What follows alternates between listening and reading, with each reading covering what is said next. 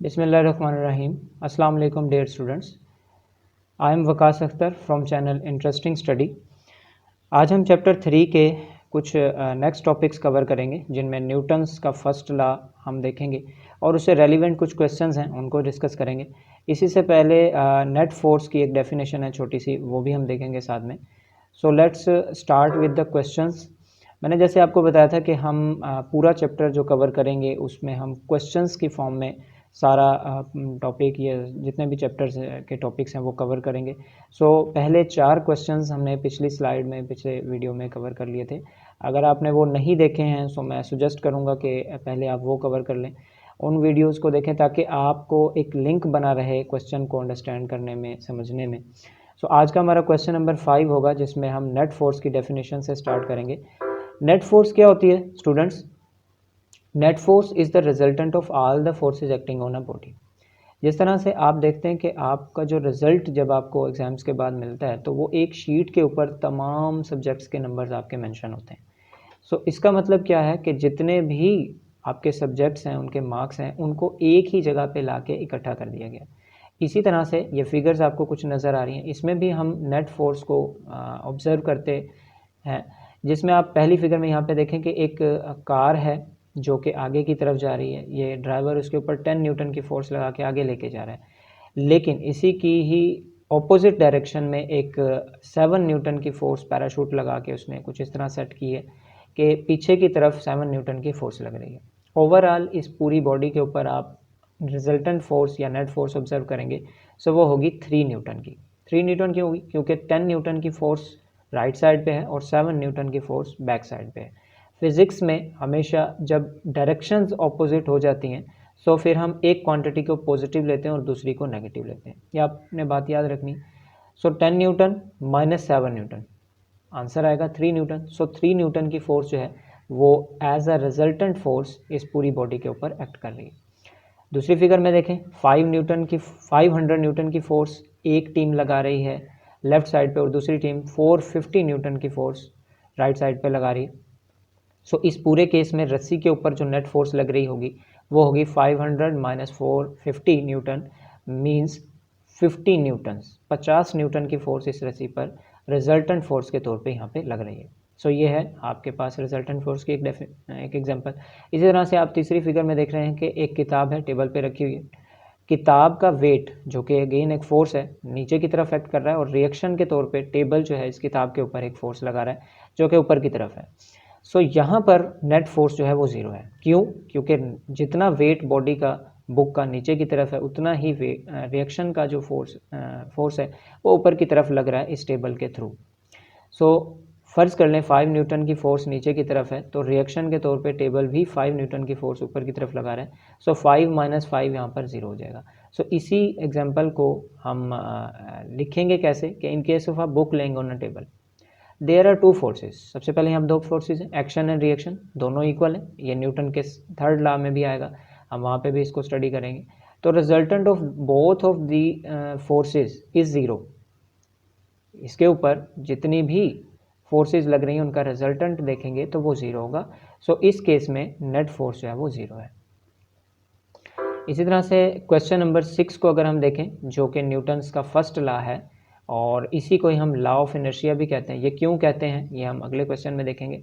फिलहाल आप यहाँ पे दो फिगर्स देख रहे हैं। सो पहले हम इसकी डेफिनेशन से स्टार्ट करते हैं। डेफिनेशन न्यूटन के फर्स्ट लॉ की ये कहती है कि body continues its state of rest or of uniform motion in a straight line provided no net force acts on it.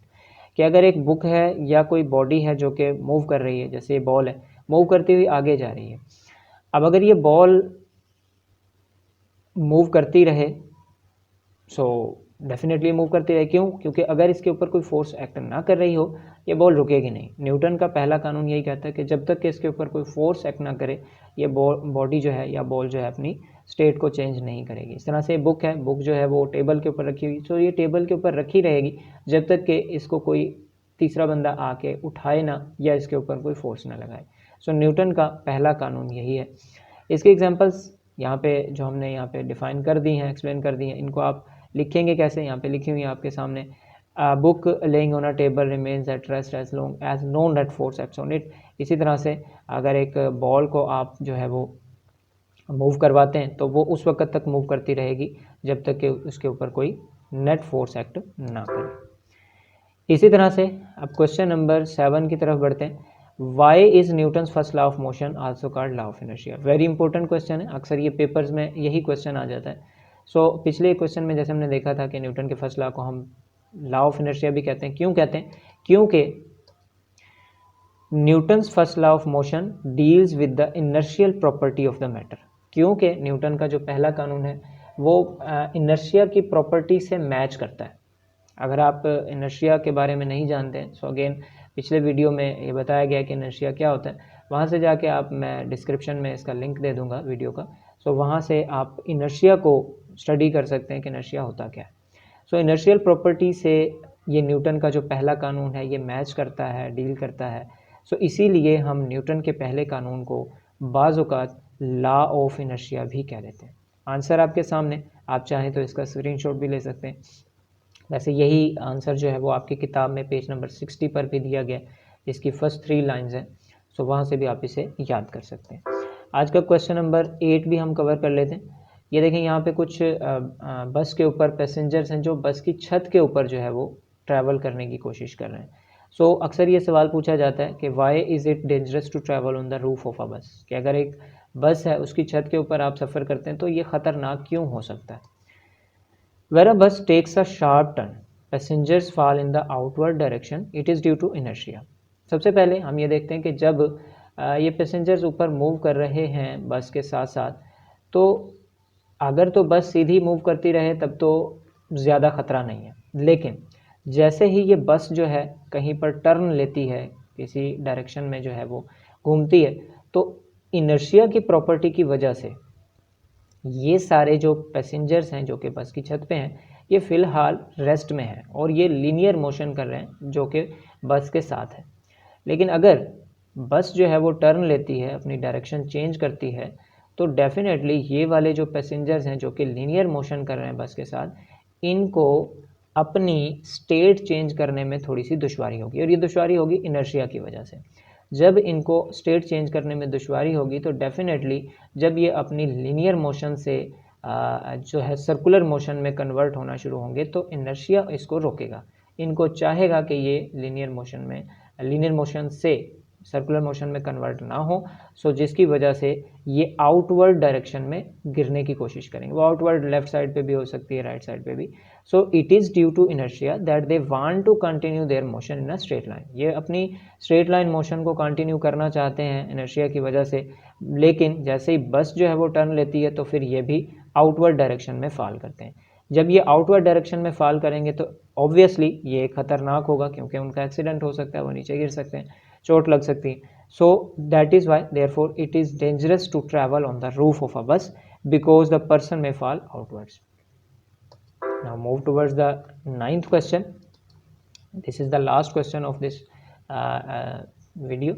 Why does a passenger move outward when a bus takes a turn? ये भी उसी से related question है। ये question भी बाज़ औक़ात पूछा जाता है कि अगर एक बस है, उसके अंदर कुछ पैसेंजर्स बैठे हुए, तो जैसे ही बस जो है वो टर्न लेती है तो पैसेंजर्स अपनी सीट से थोड़ा सा लेफ़्ट साइड पे या राइट साइड पे गिरने की कोशिश करते हैं। ऐसा क्यों होता है? ये भी इनर्शिया की वजह से होता है। So again it is due to inertia that they want to continue their motion in a straight line. वो अपनी स्ट्रेट लाइन मोशन को बरकरार रखना चाहते हैं, लेकिन इनर्शिया जो है वो जब उनके ऊपर प्रॉपर्टी एक्ट करती है तो उसकी वजह से वो अपनी मोशन को चेंज करने में या रेजिस्ट करने में डिफ़िकल्टी फेस करते हैं। So that's why they fall outwards. So यहाँ से आप इसका स्क्रीनशॉट भी ले सकते हैं, आंसर याद कर सकते हैं। आपकी किताब में इन क्वेश्चंस के आंसर्स डायरेक्टली नहीं दिए गए हैं, सो मैंने कोशिश की है कि ये तमाम के तमाम जो क्वेश्चन हैं इनके आंसर्स वीडियो की फॉर्म में आपके सामने रखे जाएं ताकि आपको याद करने में आसानी हो जाए। सो फ़िलहाल के लिए इतना ही। कल हम इंशाल्लाह नेक्स्ट क्वेश्चंस के साथ नंबरिंग वाइज स्टार्ट करेंगे। सो आपसे रिक्वेस्ट है कि इस चैनल को आप सब्सक्राइब भी कर सकते हैं, कमेंट, लाइक, शेयर। सो अल्लाह हाफिज़, अस्सलाम वालेकुम।